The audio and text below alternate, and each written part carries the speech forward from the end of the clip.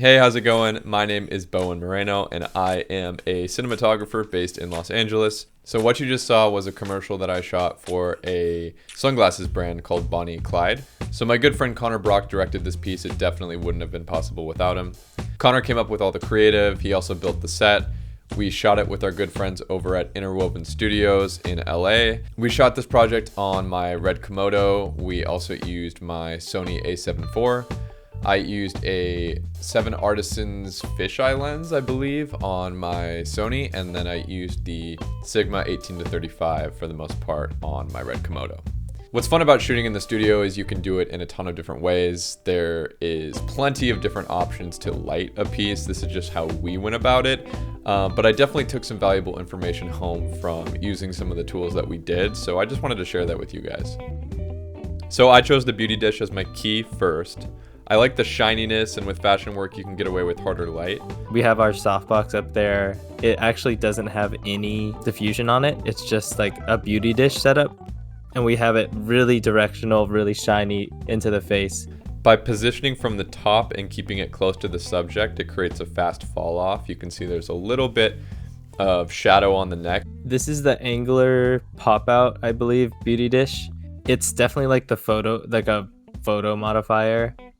So it could handle up to like 300 watts at the max, but it's still really good for video. But as you can see, like the actual dish part, the circle's a little small, so it does spill out the edge. But if you have it aimed directly at your subject, it's like completely fine. So if I were to use only the dish, there would be shadows under the neck. So I placed a fill light directly under the subject's neckline. So the key light just bounces off of this. Think of this kind of like a clamshell photography lighting setup. All right, I'm going to go ahead and pause the video right here. So obviously that wasn't a light, it is a mirror. So these guys are just the CRLS mirrors from Lightbridge, but essentially they are just mirrors that reflect light, and they come in different levels of diffusion. So there's also another mirror placed camera right to continue to fill in the subject and wrap the key a little bit. So there's a Fresnel lens across the room that's just filling up that mirror. And with mirrors, you get a more precise beam of light and you get double the distance. So with that maybe 6 feet that I have in between my unit and my mirror, I add that to the distance that the mirror is also from the subject, and you get a virtual distance of, say, 10 feet. I guess the reason I thought these mirrors were so attractive was because the distance that you can add to your set. So this is a pretty small white cyc. And if we were to get the equivalent amount of distance that we have from where the light source is right now, our light would be like through the cyc wall.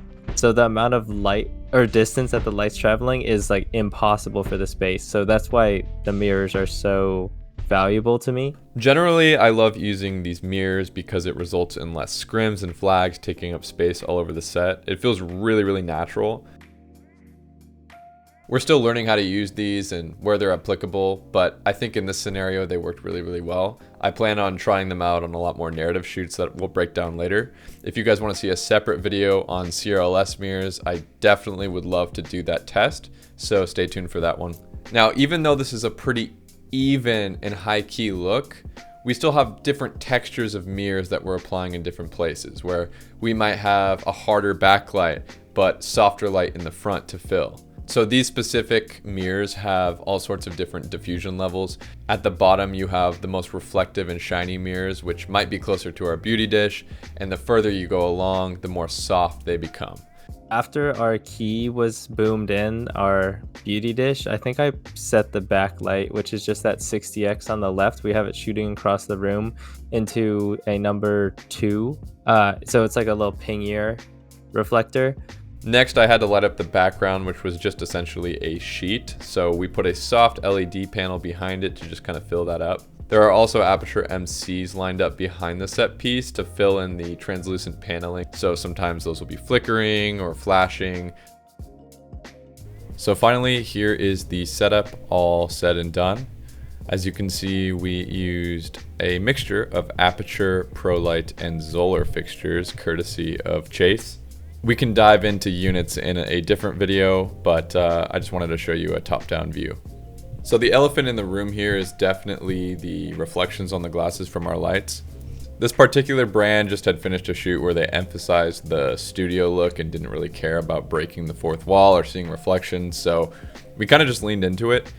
But if I had to do this without showing the reflections, I'd probably be really particular with the blocking of the shots in pre-pro. For a shot like this, for example, as long as he was looking down and away from the light, it could work. I would probably just have to remove the bounce underneath, but the shot would otherwise work. Now, there were a couple other setups we did as well. We mostly used the same exact lighting setup. For this last setup, we had the Fresnel that was wrapping the key flashing red in pulse mode, and then I did the same thing for the MCs that were behind the backdrop.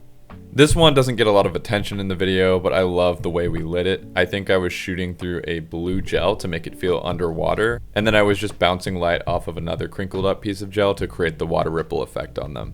And that'll be it for today's video. Thank you guys for watching.